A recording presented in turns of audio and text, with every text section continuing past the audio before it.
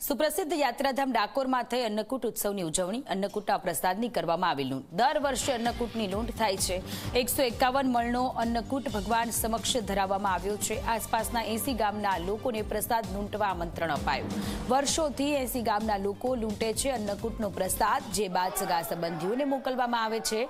વર્ષોથી પોલીસની હાજરીમાં લૂંટ ચલાવવામાં આવે છે। આસપાસના વિસ્તારના ખેતરના માલિકો તેમના પાકનો પહેલો ફાલ ભગવાનને ધરાવે છે। તેમાંથી ભાત બનાવી તેનો ડુંગર બનાવાય છે અને તેને લૂંટવા માટે 80 જેટલા ગામના લોકોને આમંત્રણ અપાય છે। લૂંટેલો અન્નકૂટ જે લોકો લઈ જાય છે તે પોતાના પરિવારના લોકો અને જરૂરિયાતમંદો પશુઓને ખવડાવે છે। સાથે જ ઘરે પરત ફરતી વખતે બહાર ઉભેલા ભક્તોને પ્રસાદી અપાતા હોય છે। માનવામાં આવે છે કે દ્વાપર યુગમાં જ્યારે ઇન્દ્રદેવ કોપાયમાન થયા હતા ત્યારે ભગવાન કૃષ્ણએ ગોવર્ધન પર્વત પ્રચલી આંગળીએ ઉંચક્યો હતો। તે સમયથી અન્નકૂટની પરંપરા ચાલતી આવી છે। તે પરંપરા આ વર્ષે પણ ડાકોરના રાજા રણછોડરાયજી મંદિરમાં જોવા મળી રહી છે। ડાકોર મંદિર ટ્રસ્ટના સભ્ય ભરતભાઈ આપણી સાથે જોડાયા છે। તેમની સાથે વાત કરીશું કે અન્નકૂટની પરંપરા શું છે અને અન્નકૂટની પરંપરામાં લૂંટની શું પરંપરા છે અને કઈ રીતે શરૂ થઈને કઈ રીતે તેને પૂર્ણતા આપવામાં આવે છે। વાત કરીએ ભરતભાઈ સાથે। ભરતભાઈ, ડાકોરના ઠાકોરના મંદિરમાં અન્નકૂટ ધરાવવાની લૂંટ પણ થઈ, ક્યારથી આ પરંપરાની શરૂઆત થઈ, કેવી રીતે? જ્યારથી ડાકોરમાં રણછોડરાયજી પધાર્યા ત્યારથી આ ઉત્સવ પરંપરા પ્રમાણે ઉજવાય છે। એની અંદર અંકોટ શબ્દ એને કહેવામાં આવે છે। આ અંકોટ શબ્દ પહેલાં ગોવર્ધન પૂજા કરવામાં આવે છે। ગોવર્ધન પૂજા બાદ મંદિરના ઠાકોરજીની સન્મુખ ગિરિરાજજીનું સ્વરૂપ બનાવવામાં આવે છે। તેની અંદર બુંદી, ભાત, સફરજન, મીઠાઈમાં બુંદી, જલેબી, મોહનથાળ બધું પધરાવવામાં આવે છે। આખો રાજભોગ પધરાવવામાં આવે છે અને ક્ષત્રિય ભાઈઓ ગોમતીમાં સ્નાન કરી આ અંકોટની વર્ષના પહેલા દિવસની પ્રસાદી તરીકે એમને આપવામાં આવે છે। મંદિર તરફથી દરેક ગામડાઓમાં કહેવડાવવામાં આવે છે કે આ દિવસે અંકોટનો ઉત્સવ છે, એની જાણ કરવામાં આવે છે। પોલીસ પ્રશાસન સાથે મિટિંગ કરવામાં આવે છે અને બધાના આયોજનથી આ ઉત્સવ ઉજવવામાં આવે છે।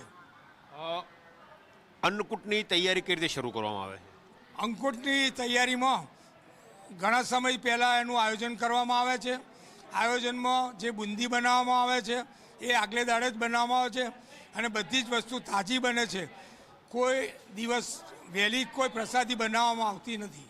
કયા કયા જ્ઞાતિના લોકો અન્નકૂટમાં સહયોગ આપતા હોય છે? પોતાના ખેતરમાં પાક ઉત્પન્ન થયો હોય તેના માટે દાન સામગ્રી કઈ રીતે ભેગી થતી હોય છે? જે પ્રસાદ ચોખા બધું વપરાય છે અંદર, એ આજુબાજુ ગામડાના લોકો પોતાની ડાંગરને બધું પાક્યું હોય છે એ પ્રસાદી તરીકે મંદિરમાં આપવા આવે છે અને આ વર્ષના પહેલા દિવસનો પ્રસાદ તેઓને જ આપવા માટેનું આયોજન કરવામાં આવે છે। લૂંટ કેમ? પ્રસાદની તો વહેંચણી થતી હોય, લૂંટ કેમ? આ લૂંટ પ્રશ્ન નથી, આ પ્રસાદી તરીકે એમને આમંત્રણ આપવામાં આવે છે, પણ બધા લૂંટ કે એટલે આપણે લૂંટવાનું એનું આયોજન કરી દીધું। ખરેખર આ પ્રસાદ એમને વહેંચવામાં આવે છે।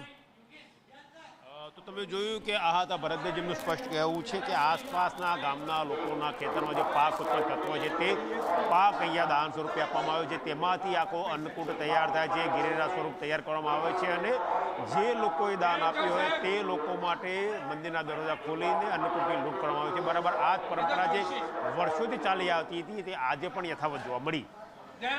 કેમેરા પર્સન શર્મા સાથે ગૌરવ પટેલ, ઝી મીડિયા, ડાકોર। કાયદો અને વ્યવસ્થા જાળવવાનું કામ પોલીસનું હોય છે। કોઈ પણ જગ્યાએ ચોરી, લૂંટ કે ધાડ ના થાય તે માટે પોલીસ સતર્ક હોય છે, પરંતુ ખેડા જિલ્લાનું ડાકોર ધામ કે જ્યાં અન્નકૂટનો પોલીસની હાજરીમાં લૂંટ કરવામાં આવે છે, આ અંગે વાત કરવા માટે જોડાયા છે વીઆર બાજપેયી કે જેઓ નડિયાદ ડિવિઝનના ડીવાયએસપી છે। તેમની સાથે વાત કરીશું। બાજપેયી સાહેબ, પોલીસનો ચુસ્ત બંદોબસ્ત અને પોલીસની હાજરીમાં અન્નકૂટની લૂંટ થઈ, કદાચ આ એવી પહેલી લૂંટ હશે કે જે લૂંટ શાંતિપૂર્ણક પતે અને લૂંટાઈ જાય ત્યારે પોલીસ ખુશ થતી હોય છે। રણછોડરાયજી મંદિર જે છે એની પરંપરા રહી છે કે દિવાળી પછીના બીજા જ દિવસે ગોવર્ધન પૂજા થાય અને ત્યારબાદ આસપાસના જે 80 જેટલા ગામડા છે એ ગામડાના નાગરિકોને મંદિર તરફથી અન્નકૂટનો પ્રસાદ લૂંટ કરવા માટેનું આમંત્રણ આપવામાં આવે છે। આ એક પરંપરા છે અને રૂઢિગત પરંપરા વર્ષોથી ચાલી આવતી છે। મંદિર પ્રશાસન એ પરંપરાને અનુરૂપ તમામ ગામના લોકો જે છે એ લોકોને એક ચોક્કસ સમય અન્નકૂટનો પ્રસાદ ભગવાનને ભોગ ધરાવે છે અને ધરાવ્યા બાદ એ કપાટ ખોલી દેવામાં આવે છે અને ગામના લોકો એ અન્નકૂટ પ્રસાદની લૂંટ કરે છે. હવે આ લૂંટ જે છે એ લૂંટ શબ્દ કાયદેસરની લૂંટ થતી હોવા છતાં પણ પોલીસે આ દરમિયાનમાં બંદોબસ્ત રાખવો પડે છે અને આ એવી લૂંટ છે કે જે લૂંટ અંગેની કોઈ એફઆઈઆર થતી નથી. અલગ અલગ જગ્યાએ નોકરી કરી છે અને તમે અલગ અલગ કેસ સોલ્વ કર્યા છે અને આ કેસમાં તમારે એક દર્શનાર્થી તરીકે જોવાનો મોકો મળે છે. આ આમ જોવા જઈએ તો પોલીસ તરીકેની કારકિર્દીમાં અમે તહેવારો દરમિયાન સતત બંદોબસ્તમાં જ હોય છે, પણ આ એક એવો ઉત્સવ છે કે જે ઉત્સવમાં પોલીસને પણ સાથે સહભાગી થવાનો મોકો મળે છે, એટલે પોલીસને પણ આનંદ આવે છે. આભાર તો હા હતા વીર વાજપેયી સાહેબ કે જેમને સમજાવ્યું કે કેમ આ લૂંટની પરંપરા છે અને કેમ પોલીસ તેનું રક્ષણ કરે છે. એટલે કહી શકાય કે આ એવી લૂંટ છે કે જ્યાં લૂંટ થયા બાદ પોલીસ પોતે રાહતનો દમ લે છે. કેમેરા પર્સન એસપી શર્મા સાથે ગૌરવ પટેલ, ઝી મીડિયા, ડાકોર.